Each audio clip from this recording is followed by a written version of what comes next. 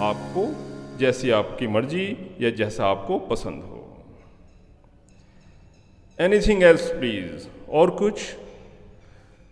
मान लीजिए आप किसी को कोई चीज़ सर्व कर रहे हैं, जैसे कि मान लो आप खाना खिला रहे हैं और पूछ लेते हैं कि भाई और कुछ चाहिए आपको, तो आप वहाँ कह सकते हैं एनीथिंग प्लीज़। तो सामने वाले को यदि किसी और चीज़ की आवश्यकता नहीं है तो वो कहेगा दैट्स एनफ, काफ़ी है।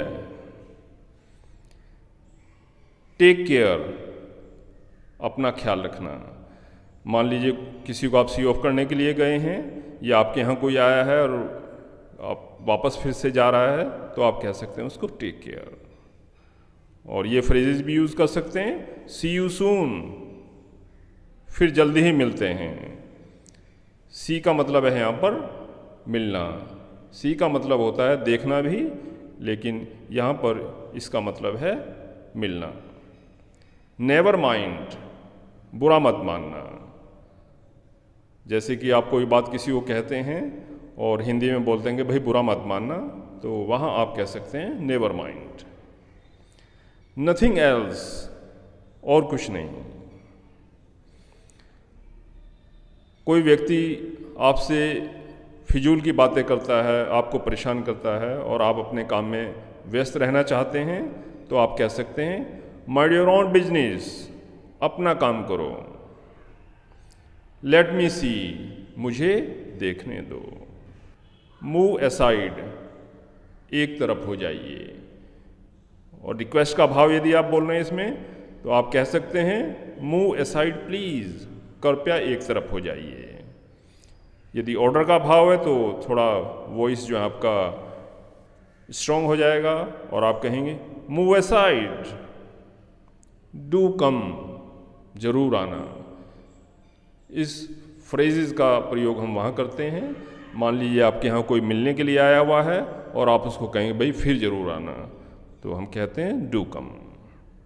डोंट कट जोक्स, इसका तात्पर्य है मजाक मत करो। कोई व्यक्ति आपसे मजाक कर रहा है, आपको अच्छा नहीं लग रहा है, तो आप कह सकते हैं don't cut jokes. Don't cut jokes please भी रिक्वेस्ट का भाव है, तो प्लीज़ ऐड करेंगे इन फ्रेजेस में।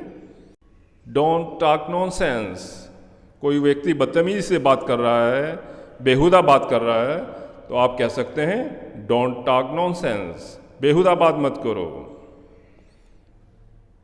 प्लीज़ बी सीटेड, इस फ्रेजेस का यूज़ वहाँ करेंगे। मान लीजिए आप किसी को बैठने के लिए रिक्वेस्ट कर रहे हैं, तो वहाँ आप कह सकते हैं please be seated. Do come again, फिर जरूर आइएगा। इस शब्द का प्रयोग, फ्रेज का प्रयोग हम वहाँ करते हैं। आप किसी को दोबारा इनविटेशन दे रहे हैं और इसको स्ट्रॉन्ग बनाने के लिए आप प्लीज़ का यूज़ कर सकते हैं, रिक्वेस्ट का यूज़ कर सकते हैं। डू कम अगेन प्लीज़, कृपया फिर जरूर आइएगा। डोंट बी सिली, मूर्ख मत बनो। फॉलो मी, मेरे पीछे आओ, मेरा अनुसरण करो। किसी को आप अपने पीछे बुला रहे हैं, किसी काम के लिए आप ले जाना चाहते हैं किसी को कहीं कि आ जाओ भाई मेरे पीछे चलो, मेरे पीछे आओ, तो वहाँ पर इस फ्रेजेस का, इन शब्दों का प्रयोग आप कर सकते हैं। प्लीज़ कीप इन टच, कृपया संपर्क में रहिएगा। कोई व्यक्ति आपसे मिलके जा रहा है, उस समय हम इन शब्दों को बोल सकते हैं। या फ़ोन पे ही बातचीत हो रही है, वहाँ पर भी हम इन फ्रेजेस का यूज़ कर सकते हैं।